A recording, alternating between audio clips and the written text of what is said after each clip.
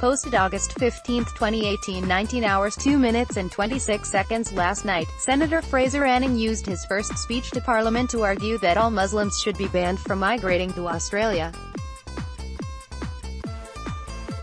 He said there should be a national vote to decide who can enter Australia, calling this the final solution. Senator Anning says he won't be apologising for using that phrase. If people want to take it out of context, that is entirely up to them, he said, but his use of language most commonly associated with the Nazis has been condemned by both the Coalition and Labour. Here's how the term came to prominence and why it's so controversial. Its first significant use was in July 1941, roughly 2 years into World War I. Andrew Bonnell, associate professor in history at the University of Queensland, says that's when Hitler's Lieutenant Hermann Göring wrote to another high-ranking Nazi, Heinrich Himmler's deputy Reinhard Heydrich, and commissioned him with carrying out what the Nazis called the final solution of the Jewish question. That was in a sense the commencement of what we today refer to most commonly as the Holocaust, Dr. Bonnell explained. The following January, the notorious Wannsee Conference was convened by the leaders of Nazi and German state agencies. There, they discussed how to implement the final solution and coordinate their efforts towards the mass deportation of Jews to extermination camps and killing fields. It's estimated that 6 million Jews were killed in the Holocaust. The Nazis used vague language to try to hide the horror of what they were doing. Dr. Bonnell says the term final solution served an ideological function by describing the existence of Jews as a problem.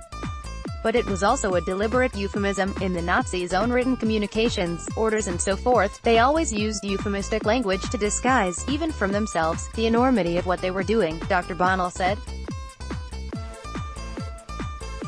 He said another example of euphemistic Nazi language was using the phrase special treatment to refer to the mass murder of Jews. And the Nazis were even more vague when speaking publicly. There was talk of removing the Jews from Europe and resettling Jews in the East, Dr. Bonnell said. Until the 1970s, the phrase final solution was used by Western historians more than Holocaust. Dr. Bonnell says historians were usually careful to put the phrase in inverted commas due to the fact that it was Nazi terminology. Anyone who's got any sort of awareness of the history would simply avoid using it in relation to any group of human beings, he said. He says Senator Anning's use of the term final solution might reflect a lack of education about history.